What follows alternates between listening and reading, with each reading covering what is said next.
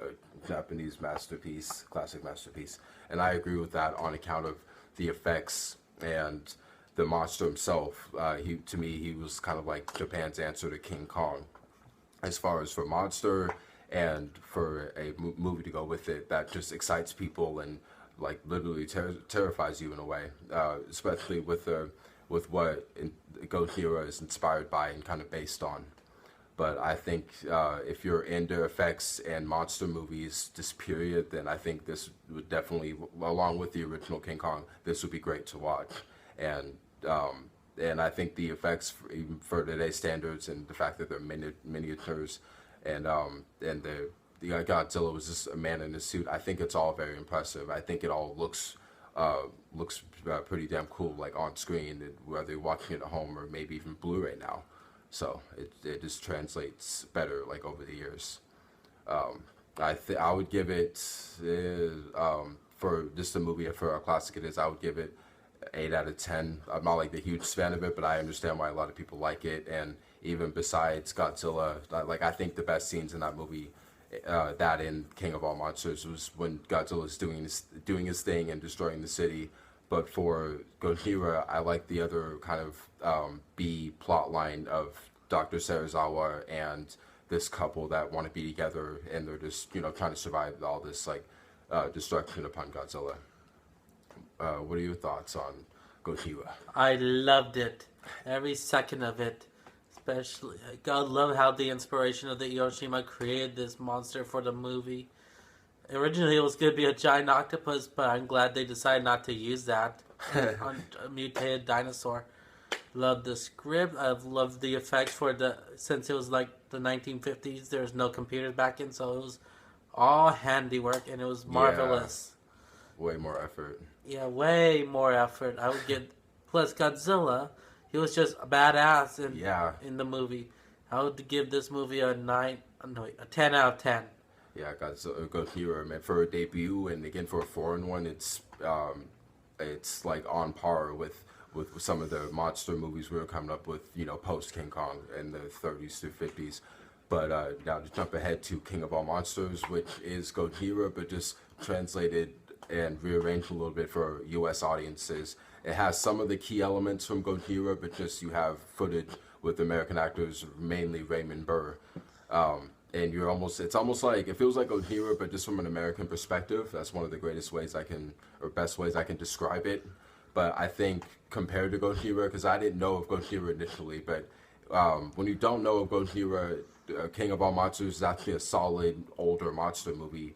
Like I say, other than like King Kong and some of the other like dinosaur ones and the creature features that we would get in the 50s. Yeah, I think the Raymond Burr one, it's solid. It's not better than Gojira, but it's like if you don't really do straight up foreign movies, then it's a good excuse to check it out. It was pretty good. It's sort of weird to see an American actor in it. I just didn't like how they cut a lot of scenes from the Japanese and have it in it, but it was still pretty good. I would give it a 7 out of 10. Yeah, that's just the only thing. It's good. It's all right on its own, but when you think about it in the same terms as Gojira, it's just a little awkward. And now, for just a brief little mention, we watched King Kong versus Godzilla today, or whichever way the title goes, and I actually thought it was a little entertaining, like kind of rock'em sock'em monster movie. But yeah, for that one, I would give is 7.5 out of 10 stars. I would give it an 8 out of 10 stars. It was pretty good, except for King Kong's look. He looked like a stunned Muppet. Yeah, he did. Yeah, King Kong didn't look all that great. Then, of course, it was the 60s, and they didn't have the good people from the original to help. Yeah, but it is cool that King Kong gets to kind of come over in the Toho side. Mm-hmm. And for 98 Godzilla by Roland Emmerich, Dun, dun, dun. which was our introduction to Godzilla period as children. Just being kids in the late 90s and being into movies and monster movies in particular, because this was, like after Jurassic Park. And that's what this one honestly feels like. It feels like Godzilla in name only, with a couple little, references to the original, but just feels more like a caption on the Jurassic Park films. But having said all that, it's like a lot of people do say it's bad and not great and all this and that. And it's definitely not a great movie, but it's entertaining. It just all depends on how you look at it. As a monster movie, it's pretty fun and wild and ridiculous. But as a Godzilla movie, it's just a little dishonorary. Dishonorary indeed. It looks like a mutated giant T-Rex instead of the giant dinosaur we know and love. I mean, I loved it when I was younger. Didn't even know there was an original Godzilla until I saw Godzilla King of the Monsters. So I was sort of pissed, but I still enjoyed it as just a giant monster movie. Yeah, and another thing, like another critique to throw out there about Emmerich's Godzilla is that just the tone and the acting is a little too silly and a little too like all over the place. Like it didn't need to be ultra serious, but it could have found its little nice line in between. Again, it needed to pay a little more homage to Godzilla, Toho's Godzilla, rather than just again really trying to just get money. Yeah, and just best out Jurassic Park. So, but yeah, I would give that one as a monster movie. I'll say 7 out of 10, but for a Godzilla movie, 5 out of 10. I would give it a 1 out of 10 for a Godzilla film and a 6 out of 10 for just a giant monster movie. The script was alright, could have be way better. But the most thing that pissed me off was some of the lame-ass quotes from the film, like, that's a lot of fish. Really? Come on now, you could have thought of something better than that. Yeah, and I got annoyed of everybody mispronouncing Matthew Broderick's character's name, which is not even that hard to pronounce, but they just did it. I think the writers kept making everybody mess it up because they thought it'd be funny when it was really anything but... Just annoying. Yeah. But now, skipping over to Gareth Edwards' Godzilla, which is... It's like... Raymond Burr's version, like, it's not bad, and then you got Emmerich's, as far as, Americanized Godzillas, but this is the proper American Godzilla movie. But yeah, I mean, we gotten him back after... 16 years after. Yeah, since his debut, it's pretty cool. Like, the timing was right for them to release this new American Godzilla, but everybody was kind of worried and wondering, what is this one going to be like?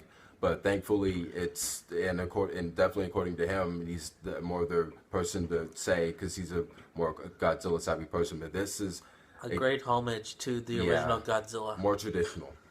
It kept the original. They barely show Godzilla, so that was a nice little tribute until the final battle between him and those giant Mutos.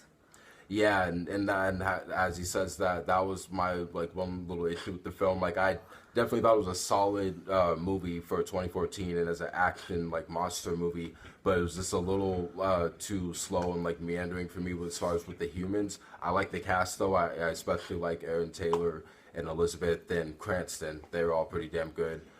Cranston should have been in the movie more.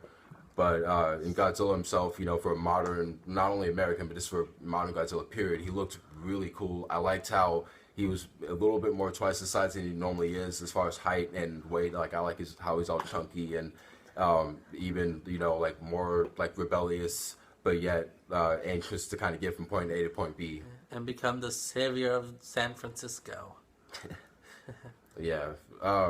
Now again, the pros that Gareth Edwards' Godzilla is more traditional and a little more of a homage, and a cool, not real dumbed down monster movie.